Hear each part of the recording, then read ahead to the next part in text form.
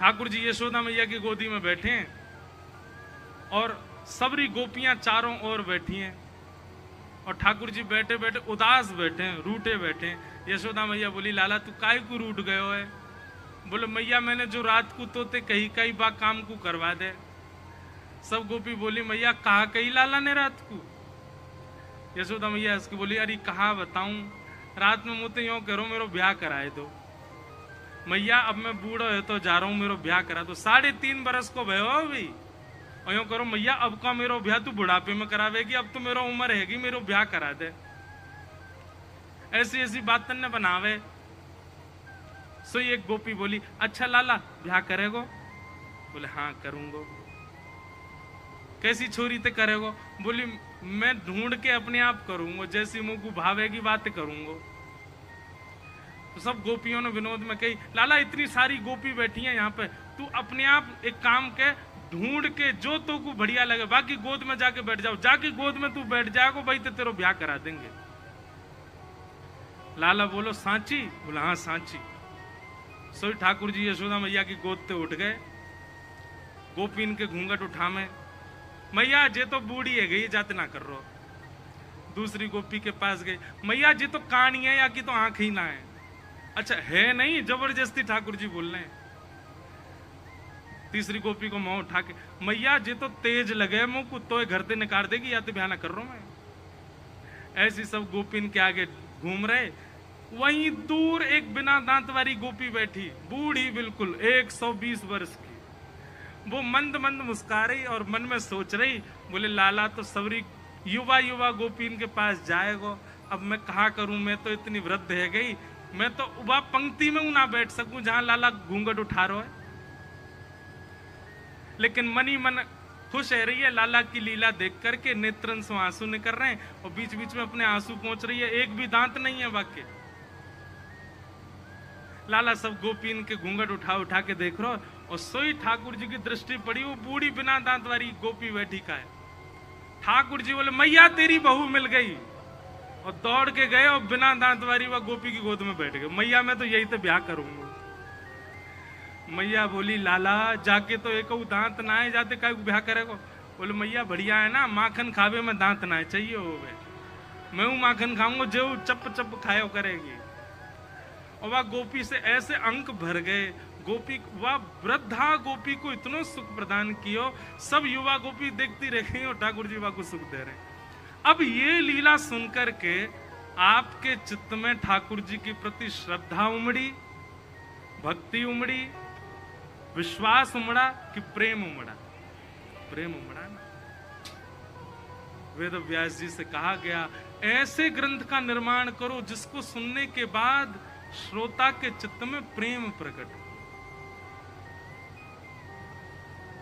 बंधुओं, संसार में प्रेम करने लायक कोई भी नहीं है।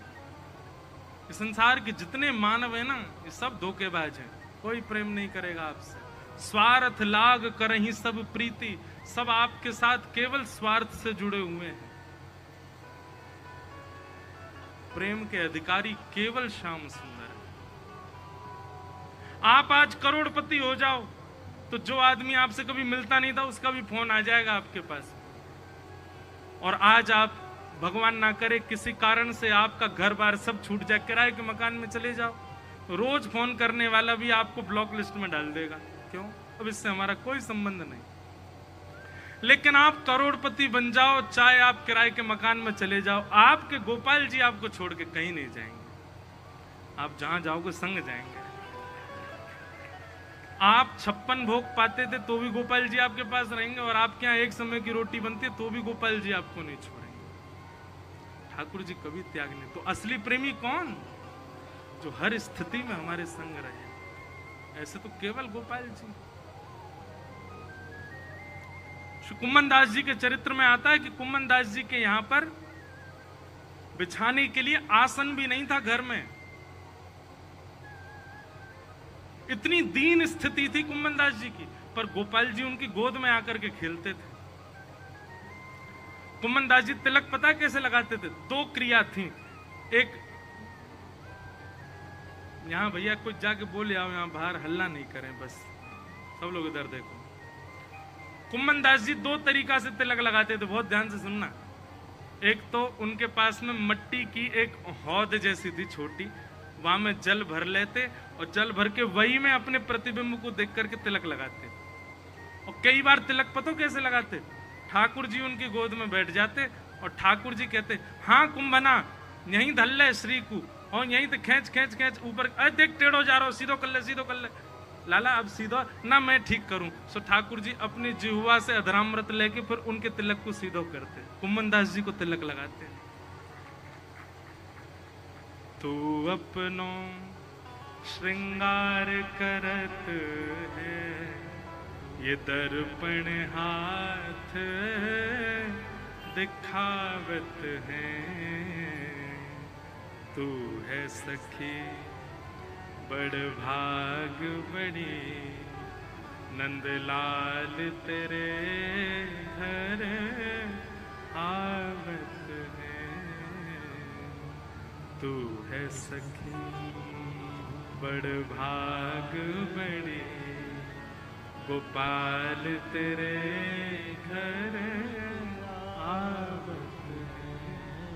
पूरी दुनिया तो भैया बाहर से सामग्री खरीद के मंदिर में लेके जाती है, पर ठाकुर जी पतो क्या करें, मंदिर में जितनी सामग्री चढ़े वहां में से बढ़िया बढ़िया चुन के धल लें, और रात में जब मंदिर बंद हो जाए सब कुम्मन दास के पास जाएं, ए देख कुम्मना तेरे काजे माला लेके आयो, गले में पहना दे, ए कुम्मना देख तेरे काजे देख बढ़िया रबड़ी मलाई लेके आयो, एक भगत लेके आयो, मैंने कि तेरे संग पाऊंगो, ले तू मुंह खोल पा ले।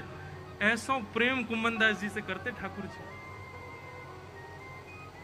कुम्मन दास जी के चरित्र में आता है कि जब 12-1 बजे मंदिर बंद होते हैं हमारे ब्रज में आज भी, उसका मतलब ठाकुर जी सोते नहीं है, ठाकुर जी गैया चरावे जाते हैं। लेकिन कुम्मन दास जी के काल में, कुम्मन दास जी के समय पर ठाकुर जी गैया चराने नहीं जाते थे, कुम्मन दास जी के पास आ जाते थे। और कुम्मन दास जी जो कर रहे होते थे ठाकुर जी उनके हाथ बटाते। एक दिन की बात है, कुम्मन दास जी हल जोत रहे थे अपने खेत में, ठाकुर जी आगे, ए कुम्भना कहा कर रहे है, आओ आओ जय जय, हृदय से लगा लियो। बोले हल जोत रहा हूं ने खेत में। ठाकुर जी बोले मोकू भी कछु काम दे दे। बोले जय जय आप कहा करोगे, श्रम है, जब छोटे छोटे से पाँव में आपके ऐसे निष्ठुर वन में डोलोगे कांटे लग जाएंगे, वल्लभाचार्य जी मुँह मारेंगे फिर। ना ना मैं तो कुछ करूंगा। छोटे से ठाकुर जी, श्रीनाथ जी का जो स्वरूप है ना, ये 4 वर्ष के बालक का स्वरूप है, 4 वर्ष के ही हैं ठाकुर जी इसमें। तो 4 वर्ष के ठाकुर जी आ गए, कुम्मन दास जी तो कह रहे मैं सेवा करूंगा, और पूरा ऐसा ही श्रृंगार, ऐसा ही मुकुट, ऐसे बस मंदिर में ही और रहते हैं, और कुम्मन दास जी के संग खेलते कूदते हैं। तो कुम्मन दास जी ने कही एक काम करो, मैं हल जोत रहा हूं, तुम पीछे बीज लेके चलो, सुंदर बीज उछालते चलो। सो ठाकुर जी अपनी पीताम्बरी में यहाँ बीज धर लेते। अभी इसी कलिकाल की घटना, और वो खेत आज भी हैं जहां ठाकुर जी ने अपने हाथन से बीज बोए हैं, कुम्मन दास जी के खेत। कुम्मन दास जी हल लेके चल रहे हैं और श्री ठाकुर जी ऐसे बीज उड़ाते हुए चल रहे हैं, बीज उछालते हुए चल रहे हैं। ये लीला होती क्यों? कुम्मन दास जी का धर्म प्रधान नहीं है, कुम्मन दास जी का अर्थ प्रधान नहीं है, कुम्मन दास जी का मोक्ष प्रधान नहीं है, कुम्मन दास जी का प्रेम प्रधान है। हम धर्म की कोई हम तो धर्म के बिना प्रेम में जा ही नहीं पाओगे। धर्म अर्थ काम मोक्ष की सिद्धियां पार करके ही प्रेम में जा पाओगे। कोई धर्म की सिद्धि ना चढ़ाओ, सीधा प्रेमी बन जाए, अपराध बनेगा उससे। वृंदावन की रीति में सीधे छलांग मार रहे हैं आजकल कई सारे लोग। 4 दिना की भक्ति है तो ही वृंदावन कूद जाएंगे और वहां पे फिर उस भाव से रहने। इतनी जल्दी नहीं, वृंदावन को बुलाने दीजिए, वृंदावन को आमंत्रण देने दीजिए। आपको इस प्रकार की स्थिति होनी चाहिए कि अब आप रह ही नहीं पाओगे, प्राण चले जाएंगे, अब वृंदावन नहीं गए तो तब जाइए वृंदावन। केवल वहां का आओ भाव बढ़िया लग गया, वहां की हवा बढ़िया लग गई, वहां के लोग बढ़िया लगे, पहुंच गए वृंदावन। नहीं, इतनी जल्दी मत करो, नहीं तो वृंदावन के मूल रूप को आप जान नहीं पाओगे। प्रेम, वृंदावन में प्रेम, उस प्रेम को हृदय में, उस प्रेम का बीज यदि बोने का काम हमारे हृदय में कोई करता है, प्रेम लक्षणा भक्ति का बीज बोने का काम यदि हमारे चित्त में कोई करता है, तो वो श्रीमद् भागवत की कथा। यदि किसी व्यक्ति ने भागवत जी का आश्रय नहीं लिया, वो प्रेमी कभी नहीं बन पाएगा ठाकुर जी का। भागवत जी का निर्माण ही प्रेम के लिए किया गया। इस प्रकार वेद व्यास जी महाराज ने भागवत जी की रचना की। वही भागवत की कथा आपने अपने पुत्र श्री सुखदेव जी को प्रदान की। सुखदेव जी ने वही भागवत की कथा परीक्षित को सुनाई। सौनकादि ऋषियों ने प्रश्न किया, ये परीक्षित कौन है? तो परीक्षित के वंश के विस्तार के रूप में थोड़ी महाभारत की कथा सुनाई। और उसी महाभारत प्रसंग में कुंती स्तुति, भीष्म पितामह की स्तुति आदि आदि मैंने बहुत विस्तार से कई बार कही है, सबको सुनाया। अंत तो गत्वा पांडव परीक्षित को राज्य गद्दी पर बिठा करके स्वर्गारोहण को चले गए। परीक्षित राजा को दिग्विजय के समय एक दिन कलयुग मिला। बहुत ध्यान से सुनिएगा। और कलयुग को राजा परीक्षित ने 5 जगह प्रदान की। बहुत आश्चर्य की बात है, कलयुग के पास केवल 5 स्थान है, सब जगह नहीं है कलयुग। इस समय इस पंडाल में कलयुग है कि नहीं बताइए? नहीं है, आ ही नहीं सकता। यहां पर कलयुग केवल 5 स्थानों पर निवास करता है, पर हम सब पर कलयुग का प्रभाव है। इसका मतलब 5 में से कहीं ना कहीं हमने भी अपने हाथ पांव तो मारे हैं, इसीलिए कलयुग आया है। द्यूतम पानम स्त्रियः सूना यत्रा धर्मश्चतुर्विध पुनश्च याचमानाय जातरूपमदात् प्रभो। 5 स्थानों पर कलयुग का निवास है। बहुत ध्यान पूर्वक सुनिएगा। सबसे पहले द्यूतम यानी कि जुआ। जुआ का मतलब बंधुओं क्या होता है? भगवान की पत्नी लक्ष्मी को जब आप दांव पर लगा करके और किसी से जीत हार की सौदेबाजी करते हो, उसी को जुआ कहते हैं। बुरा नहीं मानिएगा, ये जो शर्त लगाते ना, ये भी जुआ ही है। लगी 500 की शर्त, ये भी जुआ है। 10 रुपए, 1 रुपया, 58, 54 कितने का भी आप धन का प्रयोग करते हो, तुरंत जुआ हो जाता है। जुआ कभी नहीं खेलना है। धन को दांव पर कभी भी मत लगाइए। आप खेल कोई भी खेलिए, आप शर्त किसी और चीज, समोसा की शर्त लगा लो, रसगुल्ला की शर्त लगा लो, गुलाब जामुन की शर्त लगा लो, पेड़ा की शर्त लगा लो, और सबसे बढ़िया शर्त बताऊं, वृंदावन की शर्त लगा लो। देख भाई, बोले क्या? अगर ऐसा हुआ तो तू हमें वृंदावन लेके चलेगा, और अगर ऐसा नहीं हुआ तो मैं तुझे लेके चलूं। अगर हुआ तो तू खर्चा करियो वृंदावन को सवरो, और नहीं भैया तो मैं करूंगा। ऐसी शर्त लगाओ। और शर्त लगवानी है तो बताएं हम, जितने रुपया मन में आ रहे हों। हाँ भाई, आज बारिश होगी कि नहीं होगी? बोले होगी। कितने की शर्त लगी? बोले 500 रुपये। 500 रुपये नहीं, 500 राधा नाम जपने पड़ेंगे। तो है गई तो तू जपियो, नहीं भाई तो मैं जपूंगा। बताओ शर्त अच्छी है कि नहीं है? शर्त लगानी है तो ऐसी लगाओ। शर्त लगानी है तो यह बात की लगाओ, हाँ भाई आज भारत जीत गया तो कल सुबह गैयान को जाके गोबर में उठाऊंगा, और यदि भारत हार गयो तो तू उठाइयो जाके। ऐसी शर्त लगा। ये धन का प्रयोग क्यों कर देते? गौ सेवा की शर्त लगाओ, वृंदावन जावे की शर्त लगाओ, नाम जप की शर्त लगाओ, कीर्तन की शर्त लगाओ, परिक्रमा की शर्त लगाओ। ऐसी शर्त लगाओ जिस शर्त में भी ठाकुर जी पास आ जाएं, जिस शर्त में ठाकुर जी और प्रिय हो जाएं, ऐसी शर्त लगाओ।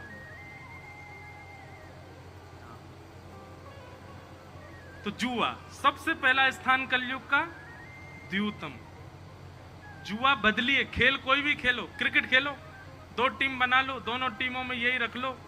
बोले क्या करना है? बोले जो टीम हारेगी वो जीतने वाली टीम को वृंदावन का ट्रिप देगी फ्री में। ऐसे खेलो। हमारा एक जगह खेल, यहाँ जलंधर में तो हम बहुत बीमार हो गए, हम खेल ही नहीं पा रहे, हम लोगों से मिल ही नहीं पा रहे। नहीं तो हम खेलते हैं, हर कथा में सुबह का नियम है क्रिकेट खेलेंगे सबके साथ। खेलते हैं तो जब बॉलर बॉलिंग डालने आता, मैंने कि सुन भाई, तैने मुझसे कही थी आज ये भजन सुना, अगर तैने आउट किया तो नहीं सुनाऊंगा, और तू चाहता है तेरे मन का भजन आज कथा में सुनाऊं तो आज छक्का ही पड़वा बेटा। तो ऐसी बॉल डालेगा महाराज जी छक्का। तो अपने खेल को, अपने व्यवहार को, अपने ये समाज, ये अपनी मित्रताओं को आप भक्ति से जोड़िए ना। क्यों जुआ खेलते हैं, उसमें पैसा क्यों लगाना? धन लगाते ही वो पाप हो जाता है। तो सबसे पहला द्यूतम कभी नहीं करना है। और एक और बात सुनिए, जुआ नहीं खेलने का मतलब लक्ष्मी का दुरुपयोग नहीं। तो लक्ष्मी का जहां भी आप दुरुपयोग करते हो, अगर लक्ष्मी का व्यय करके कोई मांस खरीद रहा है, वह भी जुए के समान है। आप लक्ष्मी देकर के गलत वस्तु क्यों खरीद रहे हो? लक्ष्मी देकर के गलत पान की वस्तु क्यों ले रहे हो? लक्ष्मी देकर के आप दुरुपयोग, गलत काम के लिए लक्ष्मी दे रहे हो, गलत चीजों में लक्ष्मी का व्यय कर रहे हो, वह भी जुए के समान है। लक्ष्मी को कहीं भी गलत स्थान पर देना वो पाप के समान है। दूसरी बात, पानम, पान, पानम का मतलब है मदिरा पान। इसमें कलयुग का निवास है। संभवतः इस पंडाल में तो कोई भी ऐसा नहीं बैठा होगा जो पानम करता हो। पर सुनो अब एक बात, अब आप लोग फंस गए हो। अब जो भी पानम करने वाला पंडाल में बैठा है वो फंस चुका है। क्यों? क्योंकि अब हम मंच से ऐसा कुछ बोलने वाले हैं, आज के बाद, अब कथा सुनने के बाद अगर आपने पान किया, अगर आपने यहां कथा सुनने के बाद पुनः अपनी जिह्वा पर उस असद वस्तु का सेवन किया, तो आपके पूर्व के पाप, आपके पूर्वजों के पाप, आपके परिवार के समस्त पाप मल्टीप्लाई इनटू 1000 होके आपको लगेंगे। अब करो। आपको एक बात कहें, श्राद्ध पक्ष चल रहा है और श्राद्ध के नियमावली में बताते हैं कि जो बालक पान करता है और कभी श्राद्ध आने पर अपने माता पिता को तर्पण करता है या उनके नाम से ब्राह्मण भोज कराता है, तो उसके पितृ भी उसके हाथ का जल स्वीकार नहीं करते। भैया आपसे हमारी प्रार्थना, नशा करवे को इतना ही शौक है तो हमारी किशोरी जी के नाम को कर लो, कथा को कर लो, ठाकुर जी को कर लो। आज भारत में सबसे ज्यादा युवा अपने प्राणों का बलिदान कर रहे हैं नशा करके, प्राणों की आहुति दे रहे हैं। क्यों प्राण निकल रहे हैं? बोले ये नशा कर लिया, ये नशा कर लिया। अब दुनिया भर के नशा करते हैं, उससे प्राण निकल रहे हैं युवाओं के। हमें कहना बहुत उचित तो नहीं लग रहा है, पर नशा करने वाला हर व्यक्ति जानता है कि नशा करने से प्राण निकल जाते हैं। तो मतलब आपको पता है कि आप प्राण त्यागने के लिए ही नशा कर रहे हो। तो जब पता ही है कि प्राण निकलने ही हैं, प्राण त्यागने ही हैं, तो अपने देश के लिए शहीद होने के लिए जाइए ना। वहां जाइए, वहां जाकर के देश की सुरक्षा कीजिए। वहां इतने सारे माँ के पूत, वहां इतने सारे माँ के बालक, कितनी हमारी बहनों के पति अपने अपने जीवन का दान कर देते हैं पूरे राष्ट्र की रक्षा के लिए। वो भी तो युवा हैं, वो भी तो किसी माँ के पुत्र हैं, किसी बहन के पति हैं, किसी बालक के पिता हैं। क्यों त्याग कर रहे हैं वो इतनी युवावस्था में अपने प्राणों का, केवल अपने देश के लिए? और हम लोग किस लिए प्राण त्याग रहे हैं? वो नशा करके त्याग रहे हैं। सत्य बताएं तो शव यात्रा में जाने वाली भी बात करते हैं, वो बहुत पीता था, पिए पड़ा रहता था नाली में। मतलब जिस शव यात्रा में दूषित व्यक्ति की भी प्रशंसा कर दी जाती है, नशे से मरने वाले की तो वहां भी प्रशंसा नहीं करता कोई भी, फिर भी नशा करते हैं लोग। आपको पता, एक बात हम कथा में कहते हैं कि तंबाकू की जो खेती होती है ना, उसमें बाउंड्री की आवश्यकता नहीं होती। तंबाकू खेती होती पंजाब में नहीं होती। गुजरात में होती है। उसमें बाउंड्री बनाने की जरूरत नहीं है। बाउंड्री क्यों बनाई जाती है? क्योंकि जानवर उजाड़ देते हैं, जानवर खा जाते हैं। और सबसे ज्यादा हरा भरा खेत होता है तंबाकू का, और हरा भरा खेत देखते ही गधा मचल जाता है, लेकिन तंबाकू खेत में गधा भी नहीं जाता। सोचो, गधा भी नहीं खाता उसको, गधा भी नहीं लेता अपनी जीभ पर। और जब मानव जब ऐसे करता है ना, तो गधा भी हंस जाता, बोले ले इसको तो हम भी नहीं खाते, इसको ये खा रहा है। इसलिए भैया, भक्ष भक्ष सेवन, तांबूल लो, ठाकुर जी की प्रसादी बीड़ा पाओ, पान पाओ, मिष्ठान मुखवास लो, लेकिन तंबाकू नहीं, मदिरा नहीं, ऐसा कोई भी पदार्थ नहीं लेना है जिससे हमारा चित्त एक क्षण के लिए भी अनकॉन्शियस होता है, एक क्षण के लिए हम अपने आपे से बाहर हो जाते हैं। ऐसी सब पदार्थों को सेवन करने से कलयुग का प्रभाव होता है। तो पहला, जुए में कलयुग का निवास। दूसरा, पानम, दूषित वस्तुओं में कलयुग का निवास। और तीसरा, पर स्त्री संग और पर पुरुष संग में कलयुग का निवास है। विवाह के उपरांत आप ये दृढ़ निश्चित हो जाइए कि आप एक पत्नी व्रती रहो, एक पतिव्रता रहो। अगर उसके उपरांत आपका मन कहीं और जाता है, अरे किसी के रूप पर भी जाता है, तो भी आपके ऊपर कलयुग का प्रभाव हो जाएगा। इसलिए भैया ये दृढ़ता पूर्वक करो। चौथा निवास स्थान कलयुग का कौन सा है? कलेश, लड़ाई झगड़ा, विवाद, मार काट, एक दूसरे की टांग खींचना, उल्टा सीधा बोलना, तेज आवाज में बात करना, मारपीट करना, जबरदस्ती विवाद बढ़ाना। पता चल रहा है कि ये सामान्य रूप से थम सकती है बात, नहीं, हमको तो विवाद ही करना है। इस प्रकार का स्वभाव जिनका होता है, उन पर कलयुग का प्रभाव होता है। और पांचवा और अंतिम स्थान है कलयुग का बिना मेहनत के कमाया गया धन, बिना परिश्रम के कमाया गया धन। इन 5 स्थानों में कलयुग का निवास है। इन 5 स्थानों से स्वयं को बचाओ। इस प्रकार कलयुग को 5 स्थान दिए।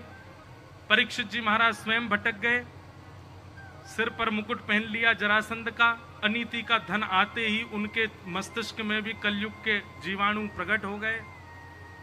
शमीक ऋषि के आश्रम गए और वहां समाधि में बैठे शमीक ऋषि से जल की याचना की, पर जल ना मिलने पर उनको अपना अपमान बोध हुआ और गले में मरा हुआ सर्प डाल दिया। शमीक ऋषि के पुत्र श्रृंगी ने आपको 7 दिन में मरने का श्राप दिया। जन्मेजय पुत्र को राज्य गद्दी पर बिठा करके राजा परीक्षित वन में गए और वन में जाकर के सब संतों से पूछा कि म्रियमाण व्यक्ति की मुक्ति का उपाय क्या है, जल्दी मरने वाले की मुक्ति का उपाय क्या है। तभी उस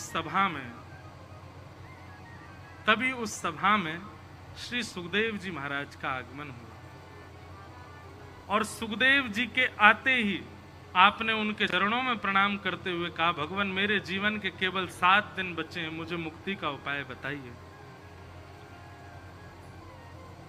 अतः पृच्छामि संसिद्धिं योगिनां परमं गुरुं पुरुषस्य यत् कार्यं म्रियमाणस्य सर्वथा। महाराज मेरे जीवन के केवल 7 दिन बचे हैं, कृपा करके मुझे बताओ मैं क्या करूं। मेरे जीवन के केवल 7 दिन बचे हैं, भगवान मुझे मुक्ति का उपाय बताइए। अतः पृच्छामि संसिद्धिं योगिनां परमं गुरुं पुरुषस्येह यत् कार्यं म्रियमाणस्य सर्वथा। चरणों में प्रणाम करते हुए कहा कि मेरे जीवन का 7 दिन बचे भगवान, मुझे भगवत प्राप्ति, मुझे मुक्ति का साधन बताओ। अब यहां से द्वितीय स्कंद प्रारंभ होता है। अब हम बहुत जल्दी जल्दी कथा के क्रम को प्रणाम करेंगे। सुखदेव जी महाराज ने सबसे पहले तो परीक्षित के चित्त से मुक्ति की इच्छा को नष्ट किया। परीक्षित, मुक्ति की कामना मत करो, तुम भक्ति की कामना करो। मुक्ति और भक्ति में अंतर क्या है, मैं कथाओं में बताया करता हूं। मुक्ति मतलब मृत्यु के पश्चात भगवान का दर्शन, और भक्ति का मतलब जीते जी भगवत दर्शन। मुक्ति और भक्ति। व्यक्ति अगर मुक्ति की कामना से जीवन जी रहा है तो मृत्यु के बाद भगवान का दर्शन होगा, पर भक्ति के पथ पर चल करके अपना जीवन जी रहा है तो जीते जी जीवित अवस्था में उसको ठाकुर जी मिलेंगे।